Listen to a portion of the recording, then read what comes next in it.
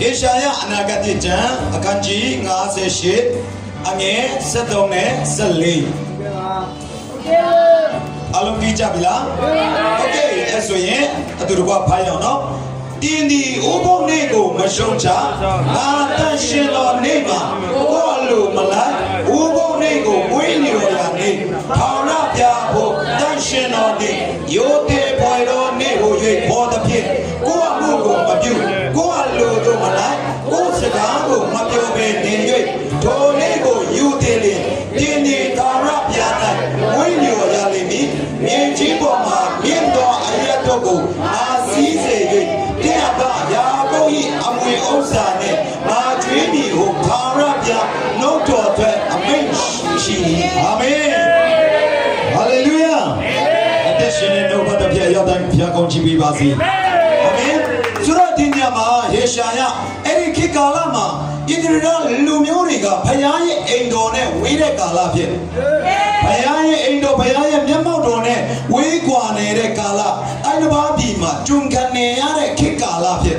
Eri Chema Yeshayaka, Tulu Muri Adre, Payazagago, Selude. Dinopere Mino, Benya, Benyamia. Naye Ubo Negoro, Mino Amachon Chajame, Naye Ubo Negoro, Mino Atanshin Java, Na Ubo Negoro, Mino Yude Java. Hallelujah. Ini Jonaro Akudini Amasu Winnie, Diaga, Tonsan Shidi Adan Lonira Maho. Hallelujah. Payanki, you did what Gaune. Ni appeared, amen. Hallelujah. Payanki yet Tashine, Ubo need Amen. The Mabiara, Chanarema, not the Tashino Nema, Gualu Malay, Ubo Nego, Muilio Yane, Tara, Piapo, Tashino Ne, Uti Puero Nego, you call the pie, go Mugo, Mabu, go Aludo Malay, go Segago, Mabiobe, Nye, Tonego, Udini. Tony's or by Benile. Hallelujah. Benika Tama name Hallelujah. Amen. Benika Banile Lopia Super Sunday. Hallelujah. Blessed Sunday. Amen. Tamahonga Lamaga Ubo Nega Benile Lopia Sunday. Get Tamatare, the Ubo Nezoraka Pinyate Yamaho. Dame toto menya yongchi durika no pinya talai tiyalo khanyuja no pinya tiyama ho diyaga balelo phe prinyin phe amen prinyin hallelujah yongchi du toto menya prinyin ne pinya tiyane yocha prinyin ga prinyin tat pinya tiyaga chin ko chin ya lok ko lok ya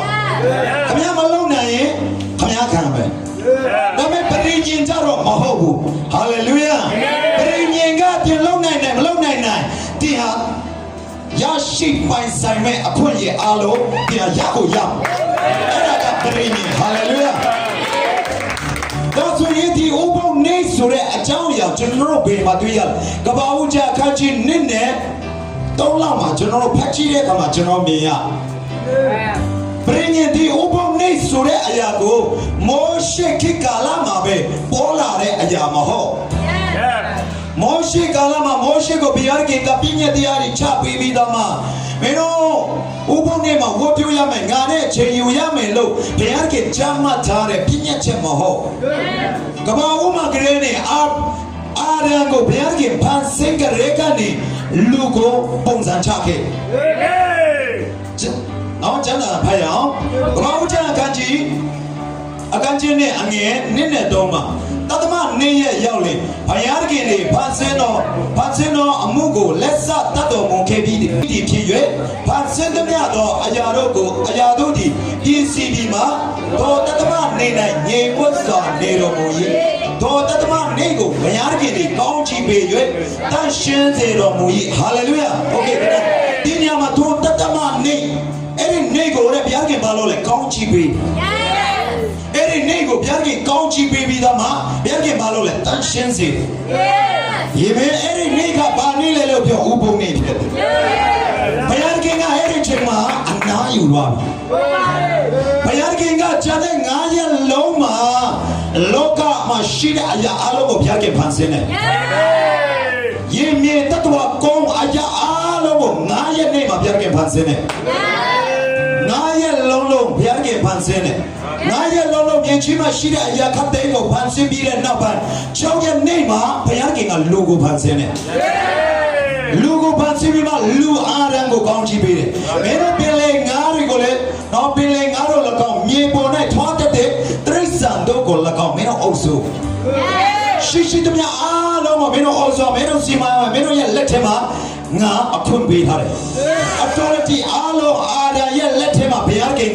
လူကိုဖန်ဆင်းပြီးတဲ့နောက်ပိုင်းဘုရားကအနေပေးတယ်ဒါဆိုရင်6ရက်နေ့မှာအာရကိုဖန်ဆင်းတဲ့ဆို9ရက်နေ့မှာအာရကသူစတင်ပြီးအလုပ်ဆင်းရမယ်နေ့စတင်သူအလုပ်ဆင်းပြီးတော့မှဘုရားကအနေနဲ့တဲ့အခွင့်အာဏာနဲ့သူဟာအေဒီအိုးရင်မှာအလုပ်စဆင်းရတော့မယ်ဒါပေမဲ့ဘုရားကမဟုတ်ဘူးအလုပ်မဆင်းရဒီနေ့က9ရက်ဖြစ်တယ်ဒီနေ့က9ရက်ဖြစ်တယ်ငါနဲ့မင်းဟာငြိမ်ဝတ်စွာအချိန်ယူရမယ်နေ့ဖြစ်တယ်ဟာလေလုယာဒါကြောင့်ဘုရားက6ရက်နေ့မှာလူကိုဖန်ဆင်းတဲ့နောက်ပိုင်း9ရက်နေ့မှာငြိမ်ဝတ်စွာနေတယ်တဘောကဘုရားကလူနဲ့အချိန်ယူတာလူနဲ့မိတ္တာရဖတ်တာတမဟောကာလမှာကဥပုံနေ့ကစနေနေ့ဒါမဲ့ဒီဂျေဇုတော်ကာလမှာတင်းနဲ့ကျွန်တော်တို့ရဲ့ဂျေဇုတော်ခင်မှာကြတော့ဥပုံနေ့က9ရက်နေ့တကယ်ဖြစ်ဒီနေ့ကပထမနေ့ရဖြစ်တယ်ပထမနေ့နားလေလားယေရှုခရစ်တော်ဘုရားရှင်ပြန်ထမြောက်တဲ့ပထမနေ့ဖြစ်တယ်ဟာလေလုယာပထမနေ့မဟုတ်ဘူးခရစ်တော်ထက်ရှင်ပြန်ထမြောက်တဲ့နေ့ဟာလေလုယာဒါဆိုဒီနေ့ကိုဒီနေ့ကျွန်တော်ဟာဘာလို့အောင်လဲယူတည်ရအောင်ဒီနေ့ကျွန်တော်ဘာလို့အောင်လဲယူတည်ရမယ်မကြုံချရဟုတ်ပါတယ်ကျမ်းစာထဲမှာပြောထားတယ်ဘာရဖျားဖို့တဲ့တန်ရှင်တော်နေ့ယူတည်ဖွယ်တော်နေ့ဟို၍ခေါ်တဲ့ဖြစ်ကိုအမှုကိုမပြုဒီနေ့ဟာSunday ဟုတ်တယ်လို့ဒီဟာစိတ်နှလုံးထဲမှာထင်တယ်ယုံတယ်တရားလို့ခံယူတယ်ဆိုရင်ကိုယ့်အမှုမပြုတ်ရဘူးကိုယ့်အမှုဆိုတာဘာလဲချစ်တဲ့ကတည်းကကျွန်တော်တို့က Sunday နေ့မှာမရှိတဲ့အလုပ်တွေရှာကြပြီးလိုက်လုပ်ချင်ဒီနောက်ဆုံးကာလမှာကစာတန်ကရန်လေယုံကြည်သူဘုရားသားသမီးတွေကိုဘုရားနဲ့အချိန်မယူအောင်ယူလို့မရအောင်စာတန်ကနီလာမျိုးနဲ့နောက်ဆက်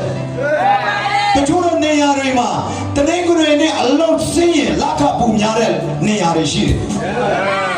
တချို့သောနေရာတွေမှာ Sunday နေ့မနာဘဲနဲ့အလုံးစင်းလို့ရှိရင်ယာထုတက်မဲ့အရာတွေအများကြီးရှိတယ်အများကြီးရှိတယ်အခုနောက်ပိုင်းဆိုပုံများလာအဲ့ဒါဘာကြောင့်လဲစာတန်ရဲ့လက်ကွက်ဖြစ်တယ်ဘုရားနဲ့ဘုရားတော်သမီးတွေ Sunday နေ့မှာဥပုသ်နေ့မှာဘုရားနဲ့အချိန်မယူဖို့ရအတွက်စာတန်ကနီလာမျိုးနဲ့သူကနောက်ဆက်တယ်တိမိသားစုမှာဘာလို့လဲငွေကြေးလိုအပ်လားငွေကြေးလိုအပ်တဲ့ဆိုရင်စာရန်ကအဲ့ဒီရနဲ့သူကပြည့်ရတုံးပြီးတော့မှဥပုသ်နေ့ကိုဒီဘုရားကြောင့်ဘာလို့မရအောင်တင်ငွေကြေးနဲ့မျိုးဆွဲလိုက်တယ်ဒီနေ့မှာအပေးခြင်းနဲ့တင်းကိုငွေချင်းနဲ့ Sunday နေ့မှာတင်းကိုမင်း Sunday နေ့မှာအလုပ်ဆင်းပြီးငွေလက်စာနှစ်ဆပေးမယ်လို့ပြောရင်အဲ့လိုပြောရင်လည်းပဲ no ငါ Sunday နေ့ကတော့မပြတ်ဘူး Sunday နေ့ကတော့ငါဖယားနဲ့အချိန်ယူတာတော့အပြတ်မခံဘူးအဲ့လိုနှလုံးသားနဲ့စက္ကအနံ့စေခြင်းနဲ့အာမင်ဒီနေ့ယုံကြည်သူတွေတော်တော်များများက Sunday ဘုရားရှိခိုးတော့ခယူကျိုးနေတော်များများဘာဖြစ်လာလဲလို့ပြောရင်ထုံးစံအရာထုံးလန်းစင်လာအရာထုံးစံရှိတယ်လို့ပဲဝတ်ပြုကိုးကွယ်တာတွေများလာကြတယ်တကယ်တော့ကျွန်တော်တို့ထုံးစံရှိလို့မလုံးမနေရမလို့လုံးရမယ့်အရာဟောဒါပဋိညာဉ်ဖြစ်ပြည့်ညက်တရားမဟုတ်ဘူးပဋိညာဉ်ဖြစ်တယ်ဘုံနေ့ကိုယူတည်တယ်ဆိုရင်တဲ့ဒီအဘယာကုပ်ရဲ့အမွေဥစ္စာနဲ့ငါကြွေးမယ်တဲ့ဟာလေလုယာပြီးလို့ရှိရင်ကျမ်းစာထဲမှာပြောထားတယ် နိုင်မရှိတဲ့အရာကိုအမြင့်ကိုစီးစေမယ်ဟာလေလုယာတဘာဝရေတွေကအမြင့်ကနေပဲအနှိမ့်ကိုစီးသွားတယ်ဒါမဲ့ဒီနေရာမှာဘုရားခင်ကတင်းကအနှိမ့်ကနေအမြင့်ကိုစီးစေမယ်ဟာလေလုယာကျွန်တော်တို့ဘိုးကွယ်တဲ့ဖခင်ကတူလို့လိုက်ပြောင်းပြနေပဲလုပ်တယ်အာမင်အမြဲတမ်းပြောင်းပြနေပဲလုပ်တယ်ဟာလေလုယာဟာလေလုယာခဏနော်ဆရာကြီးအဲ့နော်နှုတ်ဘတ်တော်တင်ပြီးတယ်ရမ်းကောင်းတယ်ဟာလေလုယာကျွန်တော်တို့ကတူပွားတော့တူတွေဖြစ်ဖို့လိုတယ်အာမင်တူပွားခြင်းလားဒီမတူပွားခြင်းလည်းဘုရားကတည်းကတူပွားစေခြင်းတယ်ဟာလေလုယာအတေကတော့ငါတူပွားခြင်းငါနဲ့မဆိုင်လို့ကြိုက်တယ်လို့ညင်ပဲဒီပရိညင်ထဲမှာရှိတယ်ဆိုရင်ဘုရားကတည်းကတူပွားစေမယ်အာမင်ဒီပရိညင်ထဲမှာရှိနေတယ်ဆိုရင်ဘုရားကတည်းကတူပွားစေမယ်အာမင်အာဗြဟံကတို့စီးစိတ်ကိုအလိုရတတ်တော်သူဖြစ်လာစေမယ်အာမင်ဘုရားဆရာကြီးတင်တယ်လို့တင်ဟာတူပွားခြင်းနဲ့လူကြောက်ဖြစ်တယ်ဆိုရင်တင်ဟာပြုပြင်ခံဖို့လိုတယ်ကောင်းလုံးမြင်ဖြစ်ဖို့လိုတယ်အာမင်ဘုရားဆရာပြောတယ်လို့ပဲတခါလေကျွန်တော်တို့ယုံကြည်သူတွေကစံတပတ်တစ်ချိန်စံသေးသွားတယ်တပတ်ချိန်စံသေးမှရောက်လဲဘုရားရောက်ရှိခိုးတယ်နော်ချီးမွမ်းတယ်မချီးမွမ်းလဲချီးမွမ်းတယ်အလုံးအတူတူပဲချီးမွမ်းတယ်မြေတွေကအလုံးမြေတဲ့ပုံစံပဲဒါမဲ့ဘုရားကြောင့်သွားတာချင်းအတူတူပဲဒါမဲ့ဘုရားကြောင့်တိုင်းမှာကိုရောကျွန်တော်ကိုရောဘာပြောခြင်းလဲနားမထောင်ဘေးနားလူတွေအယုံဆိုင်တပတ်တစ်ချိန်ဘုရားကြောင့်သွားတယ်သွားပြီးပြန်လာတယ်ပတ်ချလေစူးပေါ်တဲ့မြေမှာပဲတပတ်လာလေဒီဆုံးပြင်ချားမှာပဲညက်တယ်တပတ်လာလေဒီကြောက်ပေါ်တဲ့မြေမှာပဲညက်တယ်ကောင်းတော့မြေဆိုတာမရောက်လာကောင်းတော့မြေကိုရောက်လာဖို့ကဘုရားခင်တင့်ကိုတွင်တင်တဲ့အရာခတ်တဲ့တိုင်းဒါဟာငါတော့ပဲ I receive အဲ့ဒီလူကမတူပေါ်စရာအကြောင်းကိုမရှိဘူးအာမင်ဒီနောက်ကိုကိုရဆရာကြီးတင်ပေးတဲ့နှလုံးသွင်းရအာမင်တင်ပါရီကိုနှလုံးသွင်းနေရတယ်ကိုဒီဆောင်မဲ့မပြောကြတော့မခန်းတင်ပြောလိုက်ဘေးကတကယ်ချင်းကြားပန်းတော့မကောင်းအဲ့တော့အခုကျွန်တော်တို့ဒီနောက်ဆုံးတော့ကာလမှာတင်ပါရီကိုနှလုံးသွင်းပြီးအသက်ရှင်နေရလဲတချို့ကအများရှိလိမ့်မယ်ဒီလိုပြောလို့အချမ်းရတယ်နှလုံးမတွန်းရလားတွန်းရတယ်ဒါပေမဲ့ကျွန်တော်တို့အတိတ်ကအနေနဲ့နှလုံးတွန်းရအောင်တရားစကားဖြစ်တယ်အာမင်ဆိုတော့ဒီနေရာမှာနော်ဒီနေ့ကျွန်တော်ဝင်ကခြင်းနဲ့ရလဲနော်ဥပုံနေဖြစ်တယ်ဟာလေလုယာဒီနေ့ကျွန်တော်တို့ကဥပုံနေကိုယူတည်တယ်ဆိုရင်တဲ့ဘယ်ခင်ပြောတာတော့ကျွန်တော်ပြောတာမဟုတ်ဟေရှာယကသူ့ရဲ့လူတွေကိုမိန့်မာတဲ့အရာဖြစ်တယ်ခေါင်းကကျွန်တော်ပြောပြီးတော့သူအဲ့ဒီခေတ်ကာလမှာတို့ဟာနိုင်ရပါပြီမှာကျွန်းခံနေတဲ့အချိန်မှာဖြစ်တစ်ဖက်မှာတို့ကကျွန်းအလုပ်လဲလုပ်ရမိသားစုဝန်စားရဲ့အတွက်ရုန်းကန်နေရတဲ့ကာလမှာဖြစ်မိသားစုတဲ့မလို့လားလို့တယ်ပူပန်ဆရာမလို့လားလို့တယ်ဒါပေမဲ့ဟေရှာယကတည်းကပြောတယ်မင်းတို့ငါရဲ့ဥပုံလေးကိုမင်းတို့မချုံချနဲ့ငါဥပုံလေးကိုမင်းတို့ယူသေးစော်လို့တန်ရှင်းရမယ်ငါအိုးပုံနေမှာကိုအမှုကိုမပြောရကိုစကားကိုမပြောရအဲ့ဒါလို့လုပ်တဲ့ဆိုမင်းတို့ကိုမင်းတို့ရဲ့အဘယာကုပ်ရဲ့အမွေဩဇာနဲ့ငါကျွေးမွေးမယ်ဟေရှာယကသူ့ရဲ့လူတွေကိုဒီလိုပြောတယ်ဒီလိုစကားမှာအဲ့ဒီချိန်မှာသူ့ရဲ့လူတွေကတင်းနေကျွန်တော်တို့လိုမျိုးအရန်ပြချီခိုးကောင်းတဲ့နေအခြေအနေမဟုတ်ကျုံခံရတဲ့အခြေအနေကြီးကအဆက်မပြေဘူးအခြေအနေကကိုယ်ပဲမပါတော့လေသူတို့ဘာလို့လဲဥပုံနေကိုယူတည်ဖို့သူတို့ဆုံးဖြတ်တယ်ဥပုံနေမှာဖျားနဲ့အချိန်ယူဖို့သူတို့ဆုံးဖြတ်တယ်အဲ့ဒီကမှယာကုပ်ရဲ့အမွေဥစ္စာနဲ့ဖျားကသူတို့ကျွေးမွေးတယ်အဲ့ဒါရလည်းမဟုတ်မင်းတို့အချက်ကိုဖျားကသူတို့ချီးမြှောက်မြမစမီထဲမှာဒီလိုပြောထားတယ်မြေကြီးပေါ်ရှိမြေရအရတုံ၌နေရချ၍တင်းအဖယာကုပ်ရဲ့အမွေဥစ္စာနဲ့တင့်ကိုငါကျွေးမွေးပြီးဤသို့ထာဝရဘုရားနှုတ်တော်မှမိန့်တော်မူ၏မြမစမီထဲမှာမင်းတို့နေရာမှာနေရာချပြီလို့ပြောတယ်ဟာလေလုယာဒီနေရာမှာကိုစကားကိုမပြောကိုစကားမပြောရအောင်လေဥပုံနေမှာအားသာဆိုရင်ကျွန်တော်ကချင်းစကားမပြောရဘူးလားကျွန်တော်ဗမာစကားမပြောရဘူးလားမဟုတ်ပါဘူးကိုစ စကားကိုမပြောရပြောပြချင်တဲ့တခြားတော့အရာတွေကျွန်တော်တို့စကားတွေများများပြောအတင်းနဲ့ဖြစ်လာလိမ့်မယ်ဥပုံတွေမှာတခြားအရာမပြောနဲ့ကျွန်တော်တို့ပြောရမယ့်အရာကကောင်းကင်ပါတာစကားဟာလေလုယာကောင်းကင်ပါတာစကားကျွန်တော်ပါတာစကားများများဆုတောင်းလာတော့လေကျွန်တော်ပါတာစကားနဲ့ဆုတောင်းဟာလေလုယာဒီဘာပဲလို့ကျွန်တော်ပါတာစကားနဲ့များများဆုတောင်းအာမင်ဒီအဲ့ဒီလိုလောက်တယ်ဆိုရင်ဘုရားကတင်းနဲ့ကျွန်တော်ကိုအဖယာကုပ်ရဲ့အမွေဥစ္စာနဲ့ကျွေးမွေးမယ်အိုဒီတို့စေဖို့တဖို့လို့လေချိုးကြတော့ပြည့်ညက်တရားလို့ထင်ကြတကယ်တော့အဲ့ဒီအရာတွေကပြည့်ညက်တရားမဟုတ်ပရိညင်ဖြစ်တယ်အဲ့ဒါလေစေဖို့တဖို့လည်းပရိညင်ဖြစ်တယ်အိုဒီလည်းပရိညင်ဖြစ်ဟာလေလုယာကဘာဦးမှာကလေးအေးတဲ့ဦးရင်မှာကလေးနဲ့ဘုရားခင်ကလူကိုပုံစံချထားတဲ့နေရာမှာဥပုံနဲ့ရှိတယ်လို့စေဖို့တဖို့ပေးရမယ်လူကိုချထားတဲ့ပုံစံကျွန်တော်တွေ့ရတယ်အဲ့တော့အေဒီဦးရင်ထဲမှာရှိသမျှအပြင်အားလုံးရဲ့အတီးကိုလူအားရနဲ့ဧဝံကစားရတဲ့အခွင့်ရှိတယ်ဒါပေမဲ့ဦးရင်အလေထဲမှာရှိတဲ့ကောင်းမကောင်းတိကျွမ်းရရဲ့အပြင်ရဲ့အတီးတော့မစားရဘူးဒီအတီးတော့မင်းတို့မထည့်ရဘူးဒါဆိုရင်ဦးရင်ထဲမှာလေစားရမယ့်အတီးဥစ္စာတွေရှိတယ်လို့ဖေထားရမယ့်အရာရှိတယ်အဲ့ဒါကဘာရဲ့ရှစ်ပြင်းနမိတ်လဲဆိုရင်စေဖို့တဖို့ရဲ့ရှစ်ပြင်းနမိတ်ဖြစ်တယ်ဟာလေလုယာဒါကြောင့်ကျွန်တော်တို့ယုံကြည်တော်အချို့တွေစေဖို့တဖို့စားပြီးတော့မှဒုက္ခရောက်နေတဲ့လူတွေအများကြီးဘုရားခင်ကမစားခိုင်းမထိခိုင်းဘူး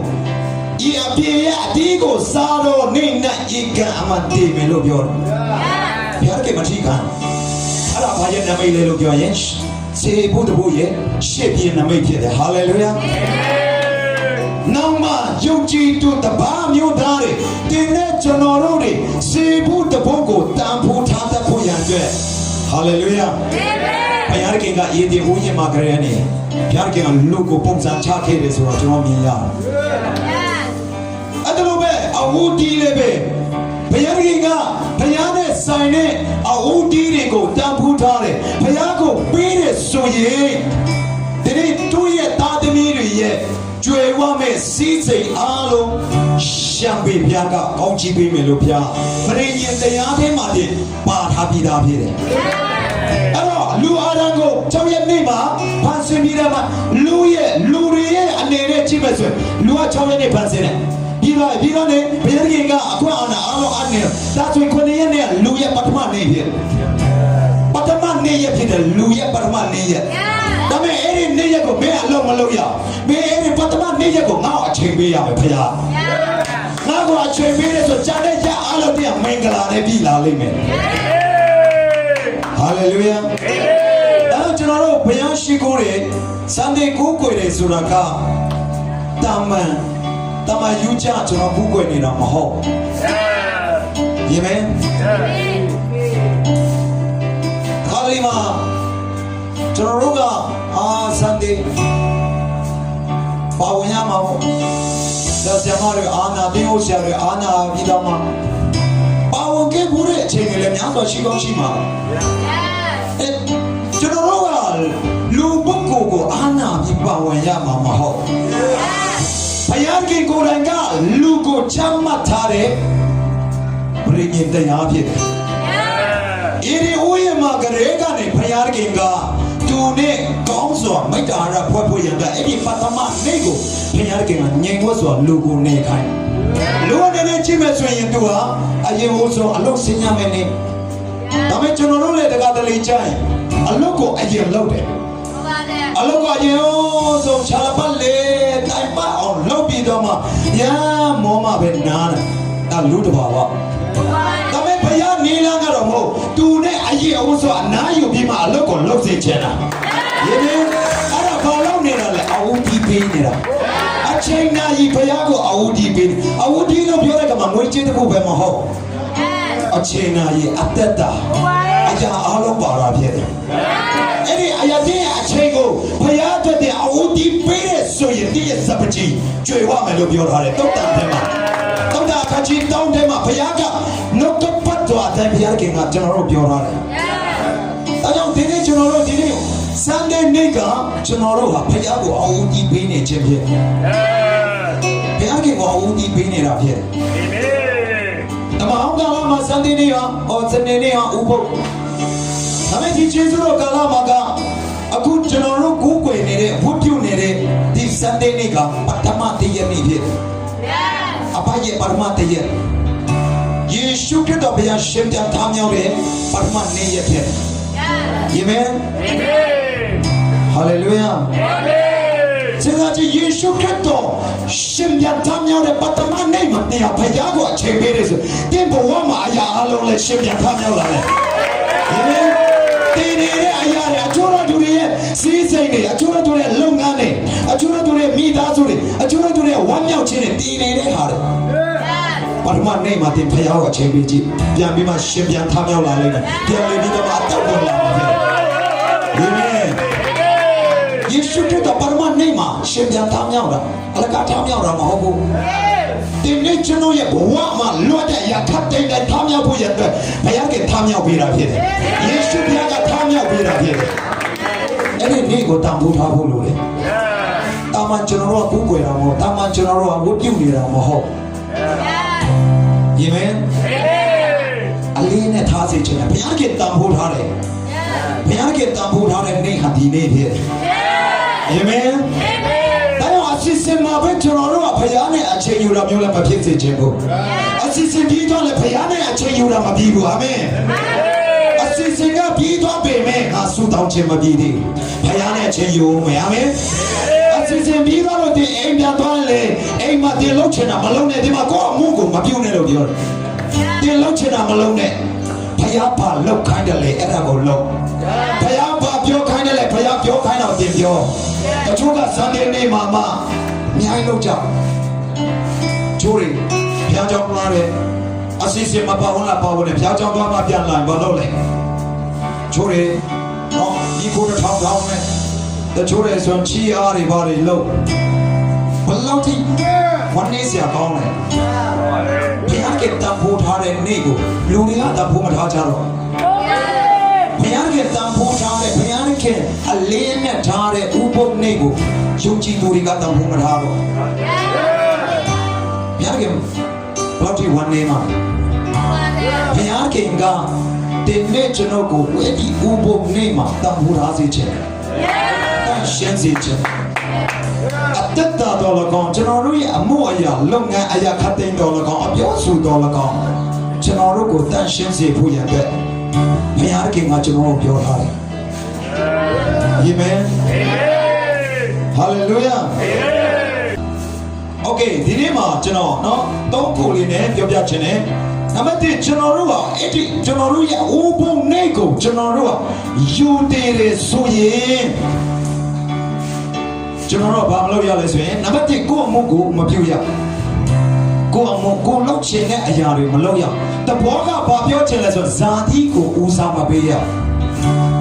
ဇာတိကိုဦးစားမပေးရဒီနေ့ဟာဥပုံနေ့ဖြစ်တယ်ဘုရားခင်တန်ဖိုးထားတဲ့နေ့ဖြစ်တယ်လို့ဒီဟာအဲ့ဒီလို့ဒီဟာယုံကြည်တဲ့ဒီခံယူတဲ့ဆိုရင်ဒီဟာဇာတိကိုဦးစားမပေးရဘူး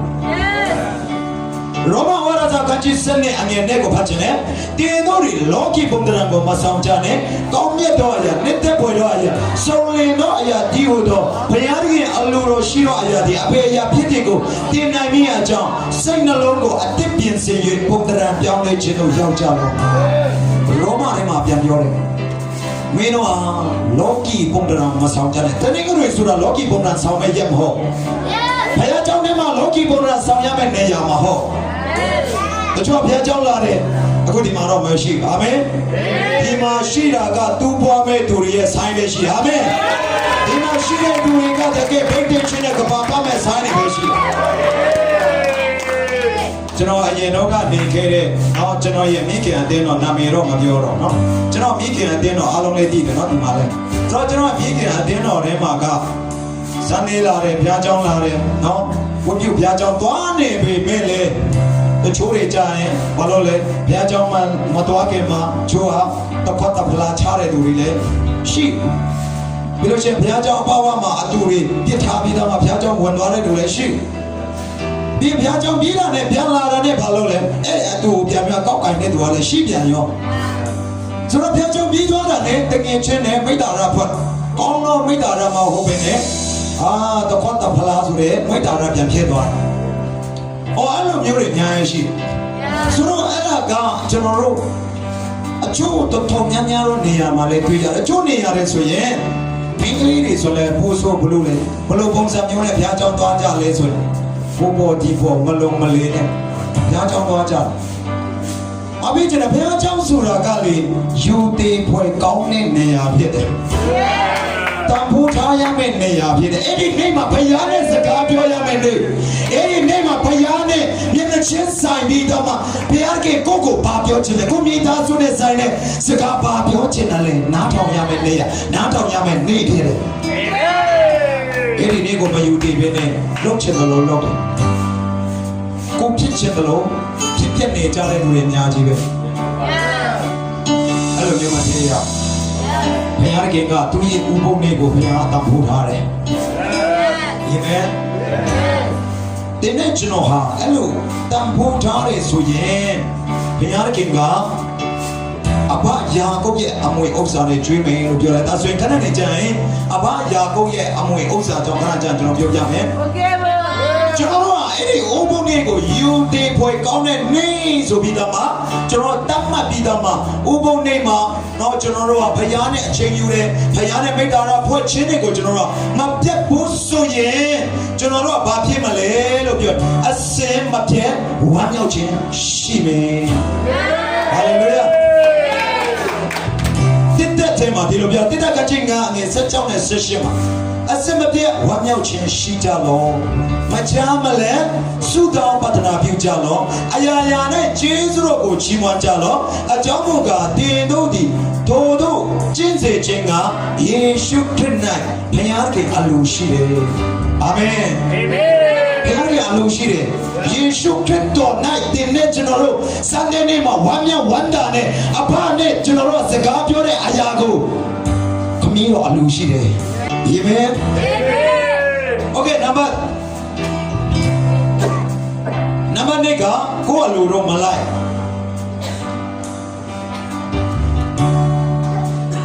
နံပါတ်2ကကိုယ်အလိုတော့မလိုက်နံပါတ်3က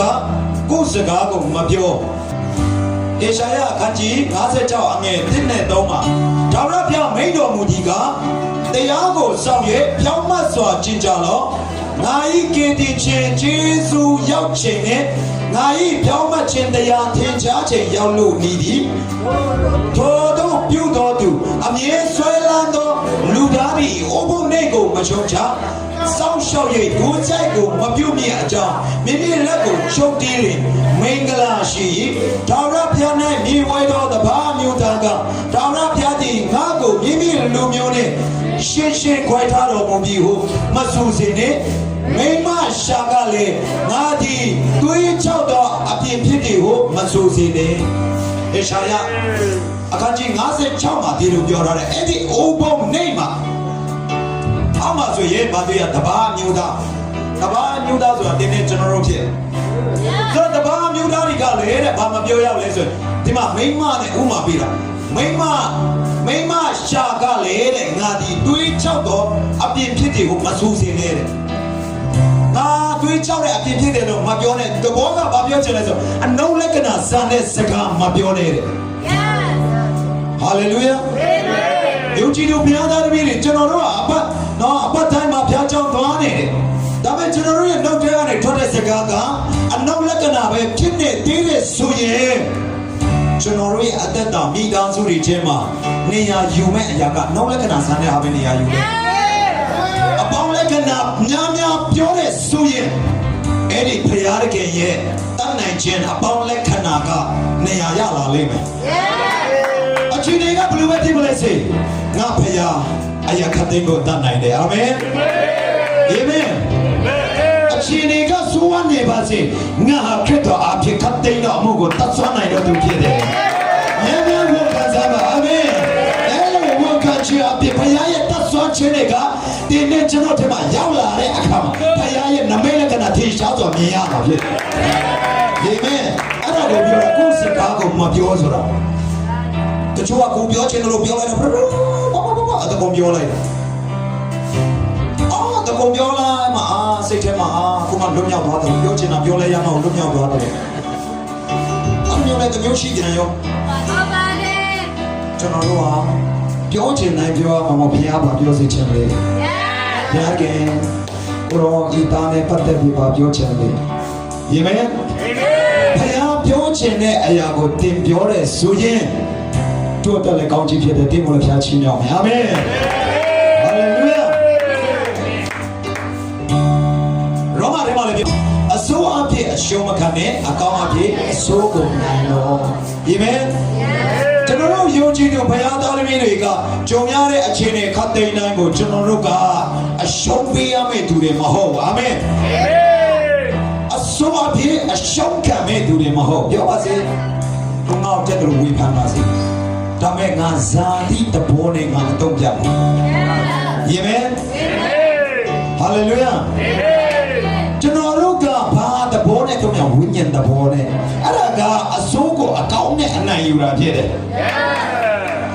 ကျွန်တော်တို့တော်တော်များများကဘာဖြစ်တတ်လဲကိုယ်ထဲမှာရှိတာအကောင်းဒါမဲ့အစိုးကအဲ့ဒီအကောင်းကိုအနိုင်ပေးလိုက်ကျွန်တော်အနိုင်ပေးရမှာပေါ့သူ့ထဲမှာရှိတဲ့အစိုးတွေကိုကျွန်တော်ထဲမှာရှိတဲ့ဝိညာဉ်တဘောနဲ့ပြင်ပြောင်းလေးပေးရမှာဖြစ်တယ်အာမင်ဟာလေလုယာโอเคအဲ့တော့ဒီနေ့ကျွန်တော်တို့ဟာဥပုံနေ့ကိုယူတည်တယ်ဆိုရင်နောက်နံပါတ်1ကယာကုပ်ရဲ့အမွေဥစ္စာကိုကျွန်တော်ခံစားရမှာโอเคကျမ်းစာဖတ်ခြင်းနဲ့ကပ္ပဦးကျမ်းအခန်းကြီး20ခွန်ကပ္ပဦးကျမ်းအခန်းကြီး20ခွန်အငယ်20ခွန်28အဘဣဇက်ကလည်းသူ့အဝတ်ဤအနတ်ကိုခံယူ၍ကြည်ပါငါသား၏အနတ်သည်ထောင်ရပြကောင်းချီးပေးတော်မူသောလေ၏အမွေကြိုင်နှင့်သူ၏မြင်ကြီးစီဦးကို၎င်းညာစွာသောဆန်စပါစပည့်ရေကို၎င်းတင်းအားပေးတော်မူစေတည်းယေမန်ဟာလေလုယာဒီမှာဥပဒေကိုယူတယ်လို့ဘယ်နည်းရှိလဲယေမန်စံနေဒီကိုယူတယ်ပွဲဖြစ်တယ်ယူတယ်ဆိုရင်ဒီအနာကဖျားကောင်းချီးပေးမယ်အနာပြလာမယ်အာမင်လေဘွေးချင်ပြလာမယ်ဒီကိုပြရခဲ့ကမယ်ဘိုးကောင်းကဲနင်းနဲ့၎င်းရေကြီးစီဦးနဲ့၎င်းဒီကိုဝါစွာပြခဲ့ပေးမယ်တကယ်တော့ယာကုပ်ဆိုတာကအဖေရဲ့ကောင်းချီးမင်္ဂလာခံတိုက်ဖို့မတိုက်တဲ့သူပါနာမည်ကဘာလဲမွေးလာတဲ့ချိန်မှာယာကုပ်လူလေးနာမည်ကအတိတ်ပြမှာကလူလေးဖြစ်ပြီးသားကောင်းချီးပေးဖို့နေတတ်တာတကယ်တော့လုံးဝမထိုက်ဘူးတကယ်တော့အဖေရှိကရမယ်ကောင်းချီးကဘယ်သူပဲရတင်တယ်လဲလို့ပြောတာအကြီးဖြစ်တဲ့အေးတော်ပဲရ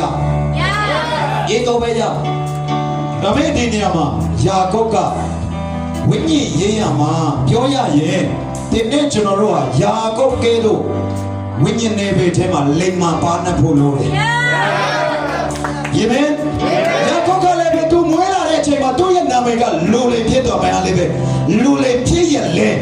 သူဟာဒီသူ့ရဲ့လူလေးဆိုတဲ့နာမည်တမိုင်းကိုသူကပြောင်းလိုက်ဟာလေလုယာဒီနေ့မှာယာကုပ်ကသူကလူလေးဖြစ်တယ်ဒါပေမဲ့လေ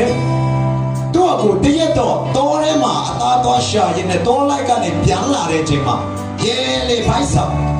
အရာဖိုက်ဆောင်မှာရောက်အိမ်ကိုရောက်လာတဲ့အခါမှာညီဖြစ်သူယာကုပ်ချက်ထားတဲ့ကာလာဘေးအခုကိနေဆိုကာလာဘေးဖြစ်မှာပေါ့နော်ပေးရင်တစ်ခွက်ပေးငတ်ထားတဲ့ပေးအနက်ကဲမွေးကြိုင်တဲ့အနက်ကိုသူကအဲ့ဒီအနက်ကိုရတဲ့အခါမှာဖိုက်မှာလည်းကရုဖြစ်လာတော့ဖိုက်စားတဲ့အခါမှာအညီအကိုရဖိုက်စားတယ်အကိုကိုပေးရင်လည်းကျွေးပါလားတောင်းစားတာအကိုဖြစ်တော့ကညီရှိတယ်တောင်းစားတာတောင်းစားတဲ့အခါမှာညီဖြစ်တော့လည်းဒါမျိုးတော့ဘယ်ရမလဲအဲ့ဒါကတော့ပေးလို့မရဒါမျိုးတော့မရဒါဆိုရင်ခါပေးမယ်ဒါပေမဲ့မင်းရဲ့တာဝအရာကိုငေါ့ပေးတာဝအရာကိုငေါ့ပေးဒါဆိုရင်မင်းလူချင်းနဲ့ပေးရင်ငါကျွေးမယ်အဲ့ဒီကမှအဲ့ဒီချိန်မှာအေးတော့ထင်လိုက်တာကဘာမှမဟုတ်ဒီမြင်ရတဲ့အရာလေးဘာမှမဟုတ်လို့ထင်ရပေမဲ့ မမြင်ရတဲ့ဝိညာဉ်နေပေထဲမှာချင်းလုပ်ပြီးပါပြီနေပြီးပါပြီဒီနေ့ဘုရားကတင်းတဲ့ကျွန်တော်ဒီနေရာမှာဘုရားရှိခိုးရင်းနဲ့ဒီနေရာမှာလာထိုင်နေတယ်မြင်ရတဲ့အရာမှာအာဒါတမဘုရားရှိခိုးတာပဲတင်းချင်းနေပေမဲ့မမြင်ရတဲ့ဝိညာဉ်နေပေထဲမှာဘုရားကညာစွာတော့ပြောင်းလဲလုပ်ပြီးပြီဘုရားကညာစွာတော့ပြောင်းလဲတင်းကိုလုပ်ပြီးပြီအာမင်ဟာလေလုယာအဲ့တော့ဤတော့ကသူအဲ့လိုအထင်နဲ့ပေးယူစားတယ်သူ့ရဲ့သားဦးအရာကိုသူ့ညီကိုရောင်းပေးလိုက်တယ်ဘာမှတည်းရောင်းလိုက်တယ်သူ့သားဦးအရာပေးလိုက်ချင်ခံလိုက်ရတယ်။အော်နောက်ဆုံးဒုတိယအချိန်သူ့ရဲ့အဖဣဆက်ကပြောတယ်ယခုအချိန်ငါဟာအိုလာပြီငါပေးချိန်တေးလေးကမသိဘူး။ဒါကြောင့်ငါသားဤတော့အဖထံလာခဲ့အဖမိန်ရှက်တဲ့အမေဟင်းလျာကိုချက်ပြီးတော့မှငါထံကိုယူလာငါမင်းချက်တဲ့မင်းရဲ့လက်နဲ့ချက်တဲ့အမေဟင်းလျာကိုစားပြီးတော့မှငါမင်းကိုကောင်းချီးပေးမယ်အဲ့လိုပြောတဲ့အခါမှာဤတော့ကဘာလို့လဲဟုတ်ကဲ့အဖ yes I can do ဆိုပြီးဖုန်ကံပြီးတော့မှဖေးထဲသွားလိုက်တယ်တော့ထဲသွားလိုက်တယ် yes ဒီနေ့အကျိုးရုံကြည်တို့တွေတော်ထဲမှာအေးတော်လိုမျိုးထွက်သွားပြီးတော့မှမနေမနာရောက်ကံပြီးရွှေတပတ်ပေါက်ကြပြီးတော့မှရှာဖွေနေတဲ့သူတွေအများကြီးပဲအများကြီးပဲတကယ်တော့ဘုရားကရဲ့ကောင်းချီးဆိုတာကအဝေးကြီးမှသွားရှာရမှာမဟုတ်ဘူးအနီးအနားလေးမှာပဲအိမ်တော်ထဲမှာပဲရှိတယ်ဒီပဲအဝေးမှာမရှိဘူးသူကကိုအေးတော်ထင်တာကတော်ထဲမှာရှိမယ်လို့ထင်မှတော်ထဲမှာသွားရှာဒါပေမဲ့သူမတိလိုက်တာကအဖေကြိုက်နေတတ်တဲ့အဖေသူ့ကိုကောင်းချီးပေးလို့ရတဲ့တော့ကလေးအဖေမှာရှိတယ်အဖေရဲ့ခြံထဲမှာရှိနေတယ်အဲ့ဒီရလဲအဲ့ဒီစိတ်တငယ်ကလည်းဘယ်သူမွေးထားလဲအဖေမွေးထားတာအဖေမွေးထားတာ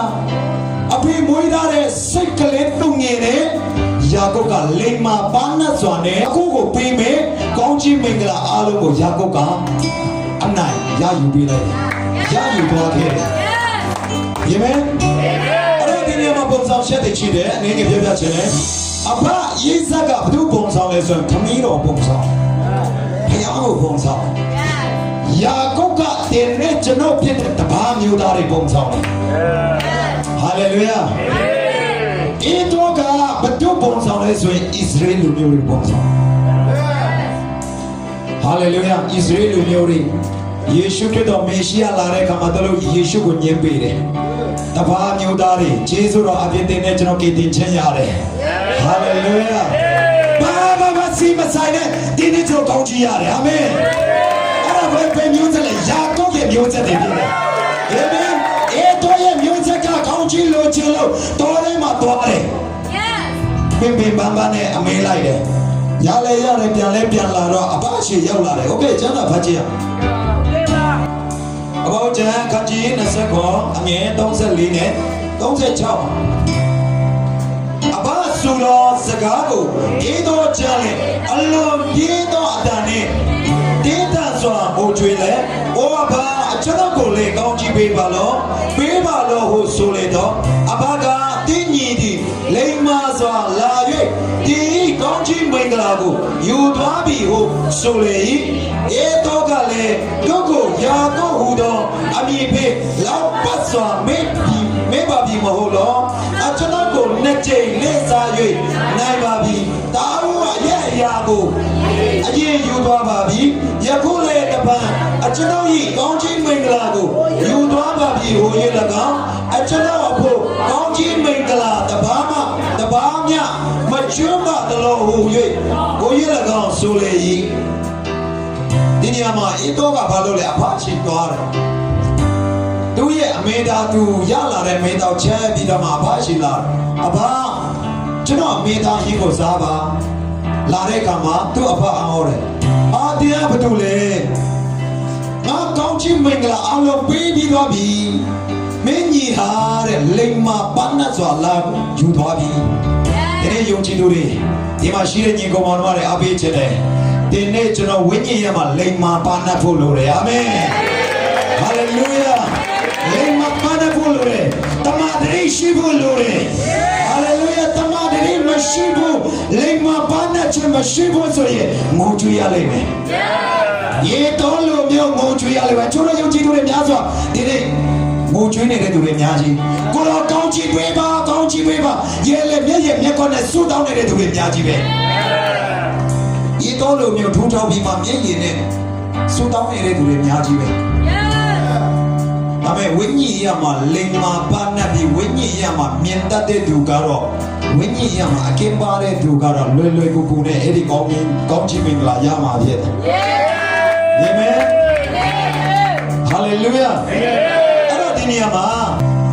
အဘယေဇက်ကယာကုပ်ကိုကောင်းချီးပေးလိုက်တဲ့အခါမှာဘယ်လိုကောင်းချီးပေးလဲဆိုရင်ထိုကြောင့်တဲ့မိုးကောင်းကင်နေကို၎င်းမြေကြီး၏စီဥကို၎င်းများစွာသောဆန်စပါစပြည့်ရေကို၎င်းတင်းအားပေးတော်မူစေတည်းယာကုပ်ကိုကောင်းချီးပေးလိုက်ဒီနေ့ကျွန်တော်ကိုဘုရားခင်ကကောင်းချီးပေးဘယ်လိုပေးမလဲမိုးကောင်းကင်ရဲ့နေနဲ့၎င်းဟာလေလုယာအာမင်မိုးကောင်းကင်ရဲ့နေဒီလိုရှင်မြေကြီးစီဥမြေကြီးစီဥဆိုပါလေမြေကြီးတဲ့ထွက်တဲ့အရာရွှေငွေစည်းစိမ်အားရအားလုံးကဒီဥစ္စာဖြစ်လာမယ်အာမင်အားရအားလုံးမြေကြီးနဲ့ထွက်လာတဲ့အရာဒီတင်နာနေဒီလောက်ဆောင်တဲ့အရာကတည်းကတင်ပဲဖြစ်လာလိမ့်မယ်မြေကြီးနဲ့ထွက်တဲ့အရာအားလုံးတင်ပဲဖြစ်မယ်လေပြီးလို့ချင်းများစွာသောစံစပါစပြည့်ရေကို၎င်းစပြည့်ရေဆိုတာပါလေစပြည့်ရေဆိုတာရှင်တော်ဝိညာဉ်တော်အာမင်ဝိညာဉ်တော်ရဲ့ပြီးွားတဲ့သူဒီဖြစ်လာလိမ့်မယ်အာမင်စံစပါပါလေစာမေရိတ်ခါအာမင်သူများလို့စိုးရင်ပူပန်ကြမလို့အချင်းတွေကိုယ်စိတ်တော့ဘလို့ပဲထိုးတက်ပါလေစေဒီမှာစာမေရိတ်ကပြက်ကအချင်းတွေထောက်ပံ့ပေးမယ်အချင်းတွေပြည့်စုံပေးမယ်အာမင်အဲ့ဒါအဖယာတော့ရဲ့ကောင်းချီးမင်္ဂလာဖြစ်တယ်ဟာလေလုယာအဲ့တော့ဤတော့ကအဲ့ဒီကောင်းချီးမင်္ဂလာနဲ့လွတ်သွားတယ်ယာကုပ်ကအဖချီလာတဲ့အခါမှာဘယ်လိုလာရတာလဲဆိုရင်သူ့အဖမွေးထားတဲ့စိတ်ဆုရှိတဲ့စိတ်ချမ်းတိုးချမ်းတဲ့ကိုတွားသူ့အမေရဘကာကပြန်တေချာပြောပြပြီးတော့မှအဲ့ဒီအတိုင်းလုပ်ရအဲ့တော့လမ်းကြုံလို့ပြောပြချင်တယ်ဒီမှာရှိတဲ့တင်တဲ့ကျွန်တော်တို့လည်းပဲရဘကာဆိုတော့ဘောင်းပုံဆောင်လဲဆိုရင်အတင်းအုပ်ဆရာဖြစ်တယ်ဝိညာဉ်မိခင်ဝိညာဉ်ဖခင်ပုံဆောင်တာဖြစ်တယ်ဆိုတော့ကိုယ့်ရဲ့ဝိညာဉ်မိခင်ဝိညာဉ်ခေါင်းဆောင်တွေရဲ့တွင်တင်တဲ့လမ်းကြောင်းအတိုင်းတင်တဲ့ကျွန်တော်ဟာတွားနေတယ်ဆိုရအဖယာကုပ်ရမိုးဥစားရပါဖြစ်တယ်ဟာလေလုယာဒီနေ့မှာယာကုပ်ကသူ့အမေနော်ရဘကပြောတယ်မင်းအချမသွားနဲ့မင်းအဖကမင်းအကိုကောင်းကြီးအကုန်ပေးတော့မယ်တော့ကြောင့်ငါသားမင်းအသားအငယ်ဖြစ်တယ်ဒါပေမဲ့မင်းအဲ့ဒီအဖရဲ့မင်းအဖေရဲ့ကောင်းကြီးမင်္ဂလာနဲ့မင်းကလွတ်သွားလို့မရဒါဆိုရင်မင်းအခုချိန်မှာစိတ်ဆုံးရှိတဲ့နေရာသွားမယ်အဲ့တော့စိတ်ကလေးသူ့ရဲ့နှကောင်ငါတန်ယူခဲ့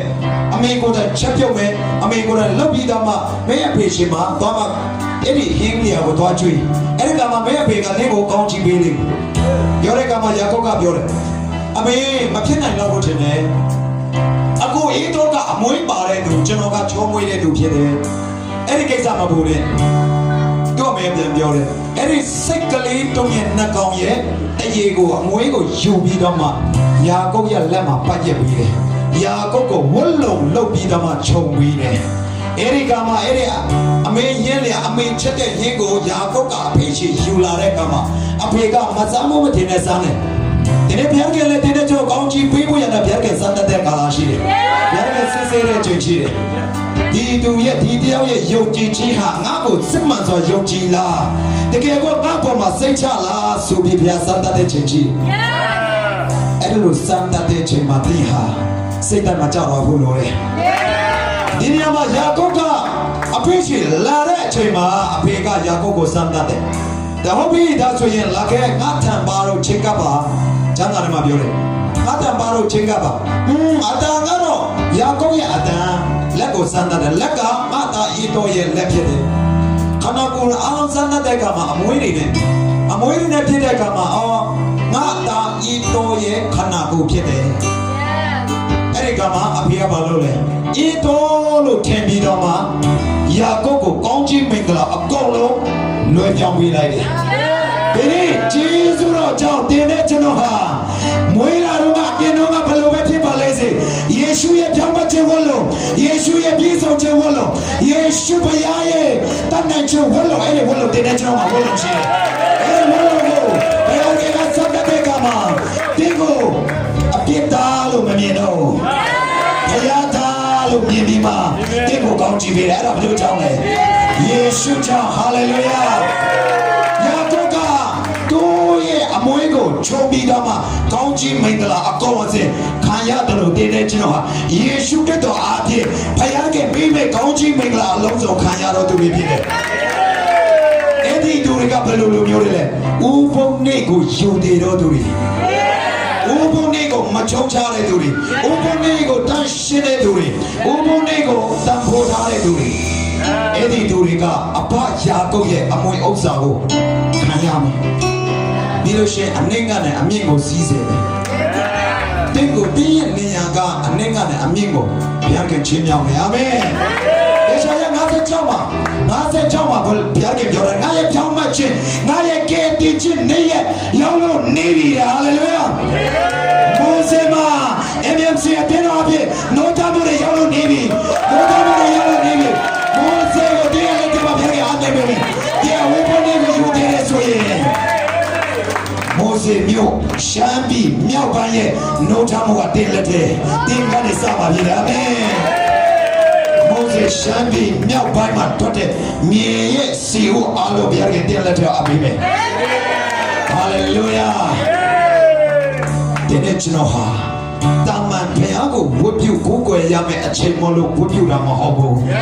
ဒီနေ့ရဟာဘုရားကတန်ဖိုးထားတဲ့နေ့ဖြစ်တယ်ယေရှုကတော်ဝတ်ထားမြောက်တဲ့နေ့ရဖြစ်တယ်အာမင်ဟာလေလုယာဒါကြောင့်ဒီနေ့မှာအထူးပဲဥပုံနေ့ကိုဒီဘယ်နေရာပဲရောက်ဘာပဲလုပ်လို့ဥပုံနေ့ကိုဒီအမြဲတမ်းတန်ဖိုးထားတဲ့သူတွေဖြစ်ပါစေအာမင်ဘယ်နေရာပဲရောက်ဟာလေလုယာအားလုံးတည်တယ်ဒါယေလာတို့တို့ဘာဘလောနိုင်ငံကိုကျွမ်းနေခေါ်တော်ချင်းခံရပါမယ်ဘယ်နေရာပဲရောက်ဖယားနဲ့အချိန်ယူတယ်ဖယားဆူတောင်းခြင်းမပြတ်ဘူးဒီနေ့ကျွန်တော်လေဘာပဲလို့ဘယ်နေရာပဲရောက်ဘယ်မှာပဲရှိဝုန်းဘုံတွေကိုယူတယ်တော့တို့ဖြစ်ပါစေအာမင်အဲကျေးဇူးနဲ့ပြန်ခဲ့သူကောင်းချီးပေးပါစေ